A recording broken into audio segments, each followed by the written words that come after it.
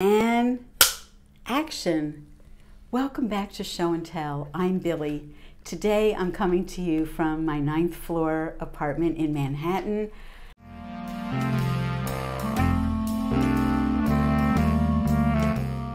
This is the entryway to my apartment. You might wonder why I'm here today in particular. It's because I wanted to share with you this painting. It's a copy that I made of a famous painting by Tamara de Lempicka. I particularly love her because she's so Art Deco. And later on in the program, I'll come back and I'll tell you a little bit about the Broadway show that is based on her life. I welcome any new viewers that I might have, and certainly welcome back to people who have been with me since I started this podcast almost 4 years ago. If you love vintage and you love knitting, you're in the right place because I generally do a little of both. If you tuned in with me last week, you'll know that I've just returned from a very quick trip to Florida, which I'm going to talk about in my acquisitions section. Going to Florida isn't usually amongst my favorite things to do, especially this time of year when it's hot.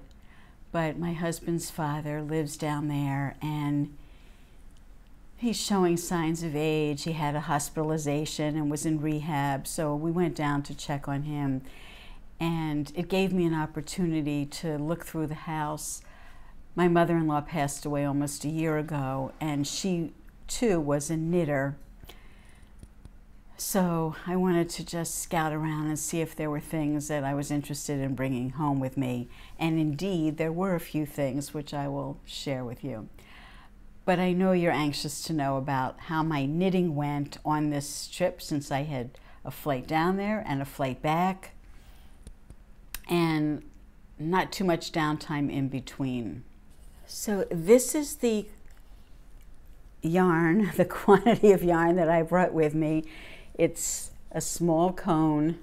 It initially held just 50 grams of this superfine lace weight yarn. And if you've been here for a while, you know I've been knitting on this for about 2 years since I was in the Shetland Islands. This fall, I think, will be 2 years. This is the Ibiza lace scarf. Oh, by the way, the yarn is from Colour Mart in the UK. This is the Ibiza scarf and shawl. And just in case you haven't heard about this before, it's knit in 2 sections and then grafted together in the center. So I guesstimated about how much yarn I had. I really didn't know because I had used some of this yarn previously. But I knit a good quantity, and then I started knitting from the other side.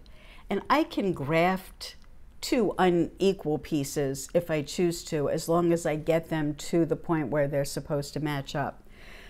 So if you saw the last episode, then you would know that I started where this red progress keeper is. So it's just that small amount that I was able to do since I was last with you. But this takes quite a bit of time. It's a 32 row repeat. No 2 rows are alike. There's no purl relief row. So I have to refer to the notes for every single row. There's no possible way to memorize anything. It's tedious. However, because it's so compact, this is what I like to travel with, whether I'm traveling around town on the subway or bus or at the airport and getting on a plane. And I'll insert some pictures here of the adventure that we took just to get to the airport. It's very interesting. There's a really low-cost way of getting from Manhattan out to LaGuardia Airport, and it gave me an opportunity to knit. We had very little luggage because we were going for such a short time.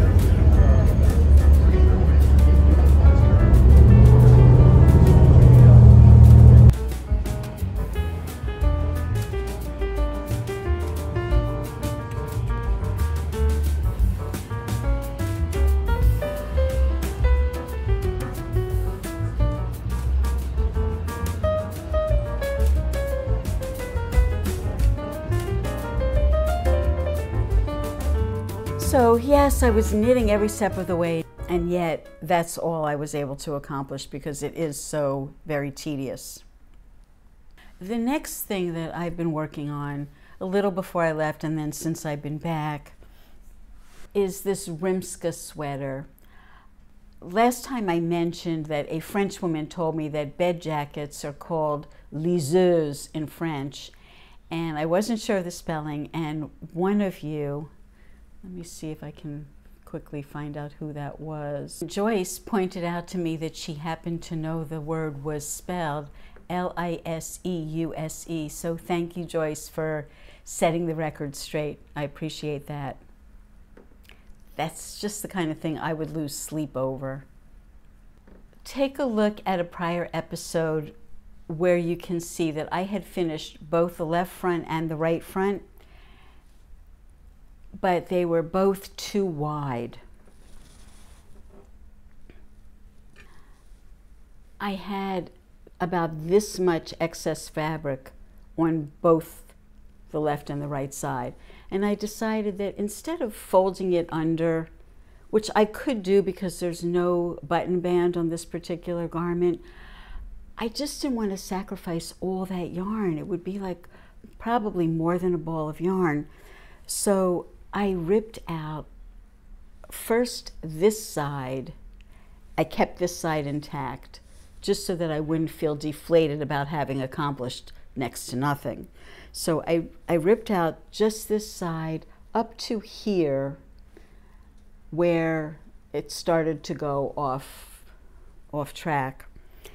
And I haven't knit all the way down yet because I think that when I tried it on previously, I found it to be a tad too long. And I thought, well, here's my opportunity to make it a little shorter. I'll be trying it on and I'll compare. I probably would rip out the back as well if it comes to that. And there might be something in between this length and this length that I fancy.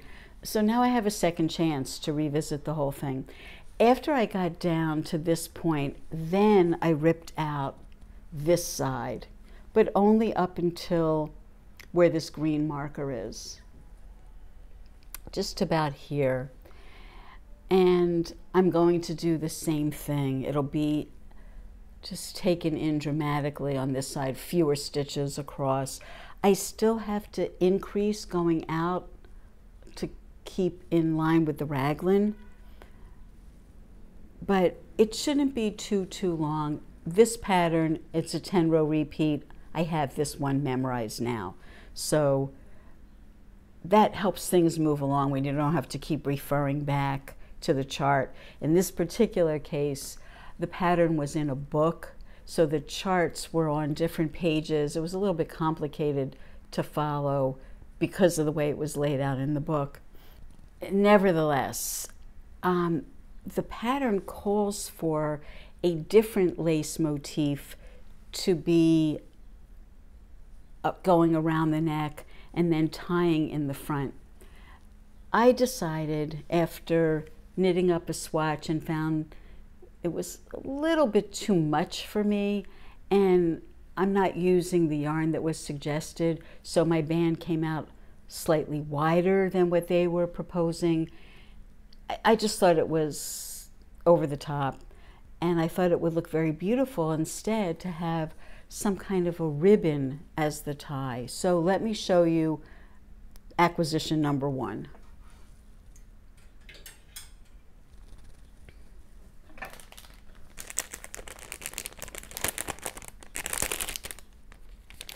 New York's Garment Center is filled with trim shops, and some of them sell fabric, some of them sell ribbons, some of them sell buttons. There's all kinds of things like that, especially in the area around the Fashion Institute of Technology. So it was no problem for me to find this ribbon. I didn't have the yarn with me, but I brought a picture of it up on Ravelry in the store, and even though the colors never match, I did a pretty good job of having a mental image in my mind.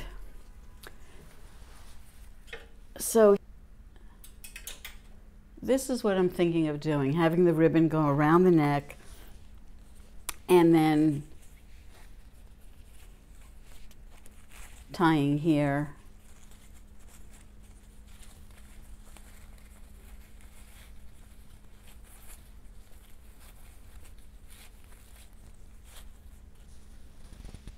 In a bow like that. I wanted it to be really more like lingerie than a sweater that I would wear out on the street. I'd love to know what you think. While I was in the place, I had my eyes out for buttons for the black sweater. I'm not going to show it to you today because I've made zero progress on it, but it's a Tyrolean sweater. It's kind of got ornate coloring and some flowers and a design on the back. So I'm looking for a button that will be also very ornate and kind of like folk art. So if you've seen something like that in red, green, yellow, hot pink perhaps, and black, let me know. But I think I might have found something in the UK. I need to keep having stuff shipped from overseas. I think that's it for my knitting, but I have some other acquisitions, as I mentioned. So these are all vintage knitting needles. The really colorful ones, the celluloid ones, were from my friend Sabina, but from my mother-in-law, I snagged some larger needles, and some of these are aluminum. Perhaps many of you remember these from your own childhood. She also had this pair of bamboo needles and some double pointed needles in a bunch of different sizes. I don't generally knit with DPNs, but since they were interesting colors and clearly vintage, I thought I would bring those home as well. And then she had all of these crochet hooks in different sizes. In the past, I've shown you a set of very thin, very fine crochet hooks because I'm intending to do a project that involves like a thread weight cotton. These are bigger, but I thought, you know, I may as well have them just in case I ever need. The other ones that I have are more like this, if you can see that. Very thin, very fine. That one cost 15 cents and initially, and it's a size 10.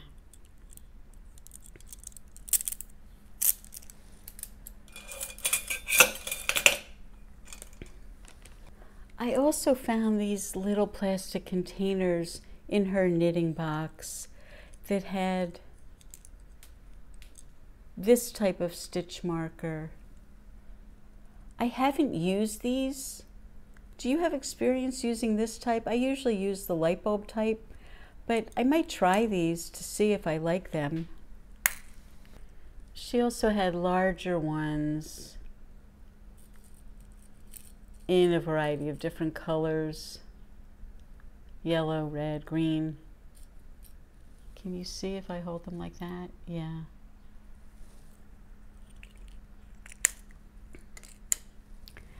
I'm somewhat resistant to change because I've used this shape for so long and I'm happy with it.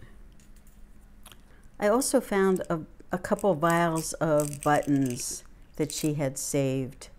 These are mostly this white, very plastic kind of button. I may never use them, but I liked the old prescription vials with the little cap that just pops off. You can hardly find these anymore. Everything is so childproof.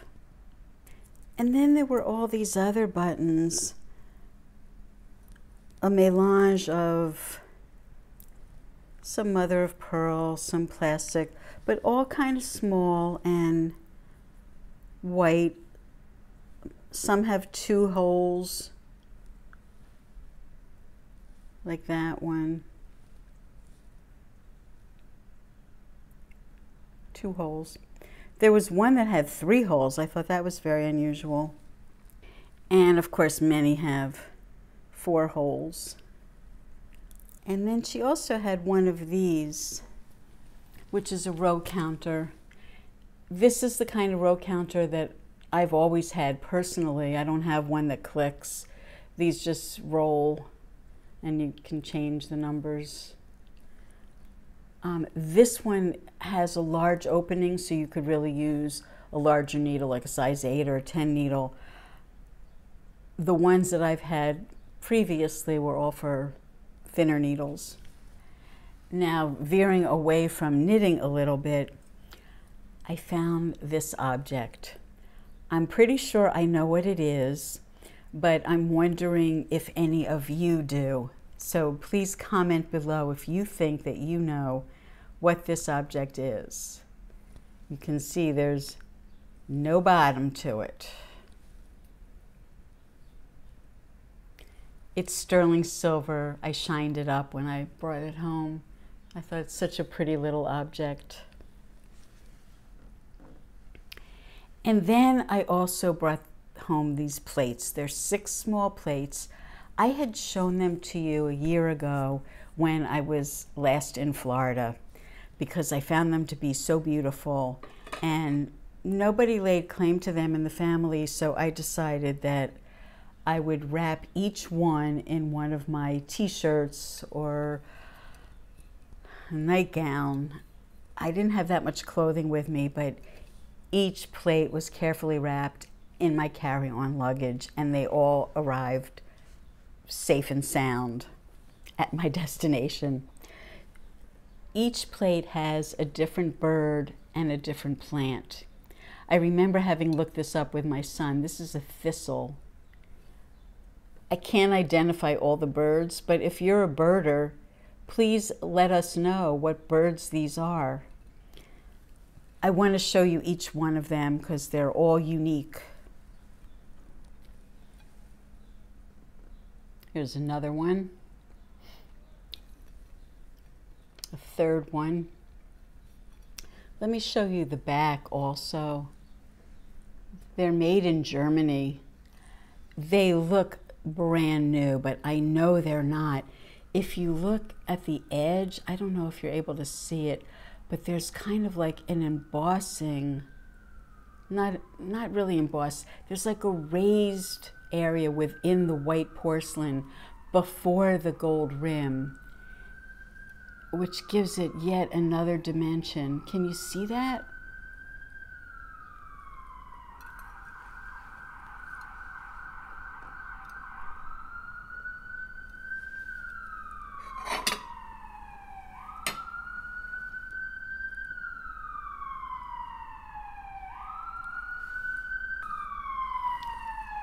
And here's the last one.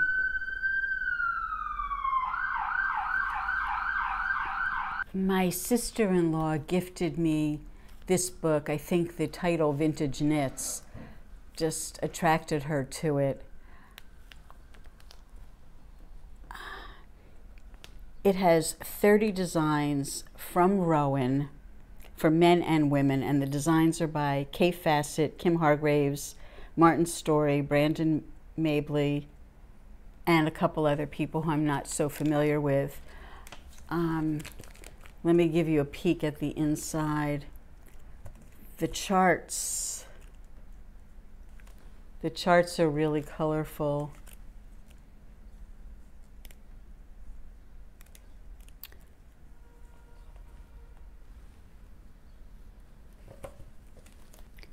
This sweater's called Amy by Kim Hargraves. I'm trying to get this so that I don't show you the whole thing, but that's a little glimpse of what the charts are like, very detailed and in full color, which is kind of amazing. I can't say that I'll be knitting anything from this anytime soon, but do let us know if you have knit anything from this book. Since I was last with you, I had a couple of interesting knitting experiences. For one thing, I became a substitute teacher for an after-school program, and it just so happened to be in the school that my son attended, his elementary school, not too far from where I live.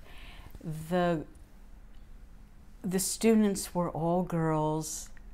They were third grade. I think they were like between 8 and 10 years old, give or take.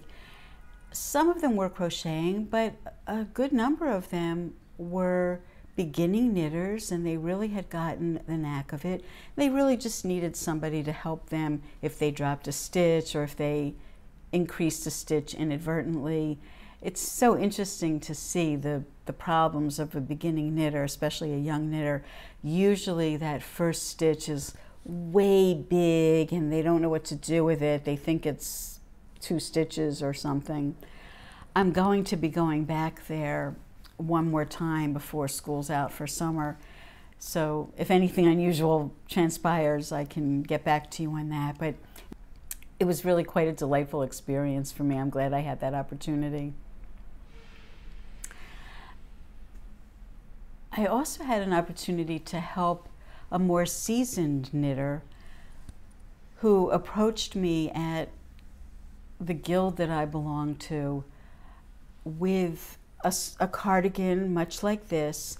This is not steeked, but hers was done in Fair Isle and was steeked, and the neckline was kind of like this out to here, and she was really expecting the neckline to be up in here, which is what the pattern's picture had shown.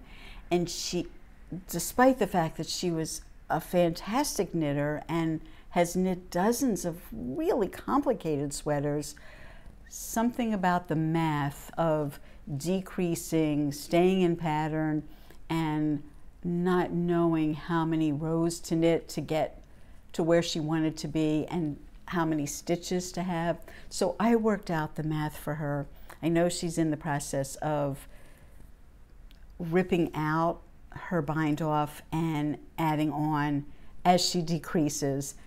I'll report back to you as she goes along.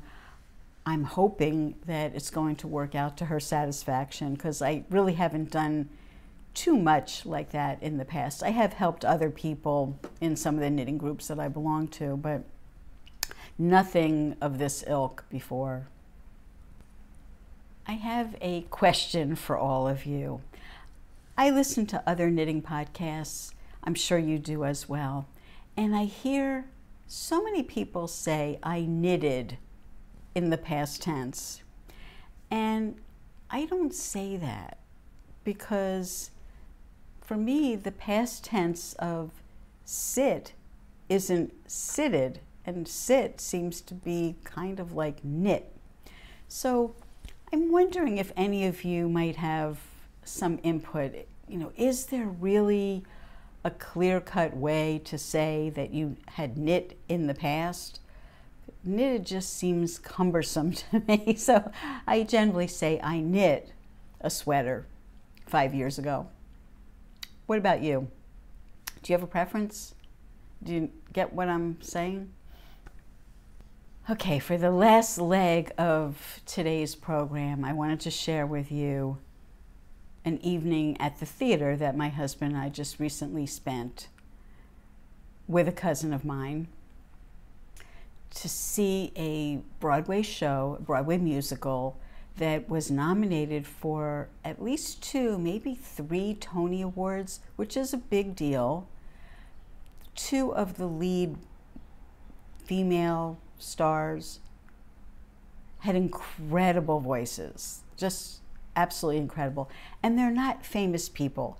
This was, I believe, the first Broadway production for the person who wrote the play, who actually was a friend of my cousin. And we all agreed, and other people I know who have seen it, because it's slated to close. I think actually today is the last performance. I was comparing notes with other people to see, did they have any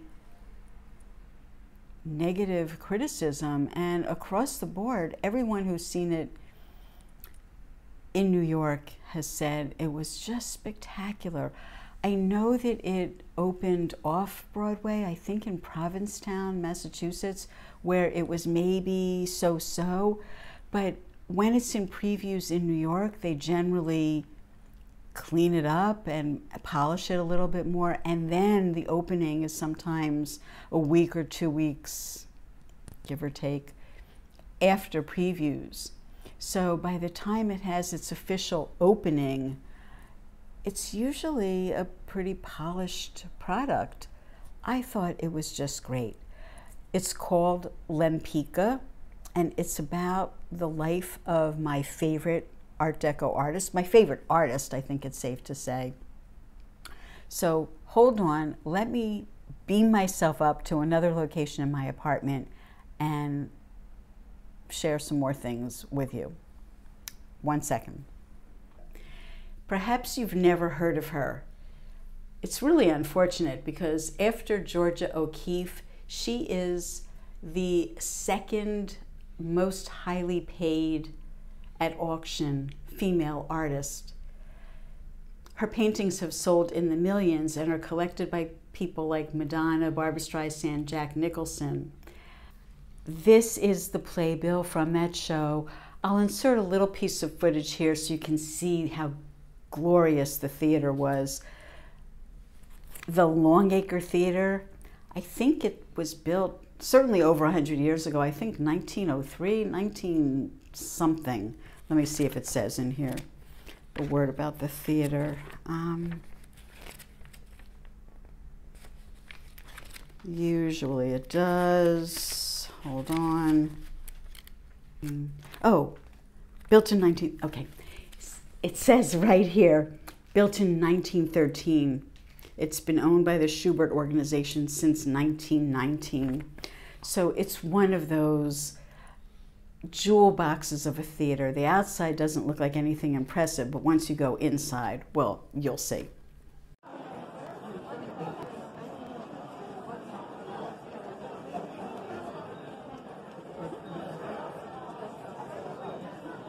Here at the Longacre Theater, waiting for Lempicka to begin.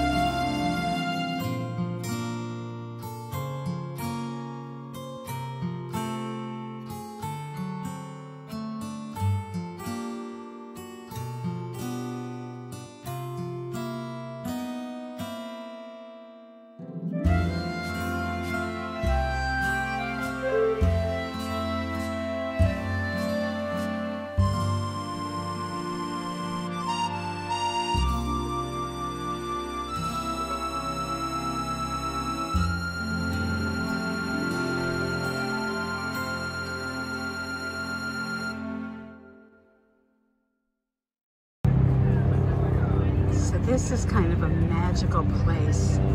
I'm on the rooftop of Pier 57 where Google has some offices. Those little tulip-shaped form Little Island. It's kind of a floating island on the Hudson River. This is the gateway to New York City. And across the river we have New Jersey. It's not a beautiful day, but the scenery is certainly second to none. That's all I have for you this week. I look forward to seeing you again in the not too distant future to bring you along on my knitting adventures and other exciting things that I do in my town. Take care. Stay well, everyone.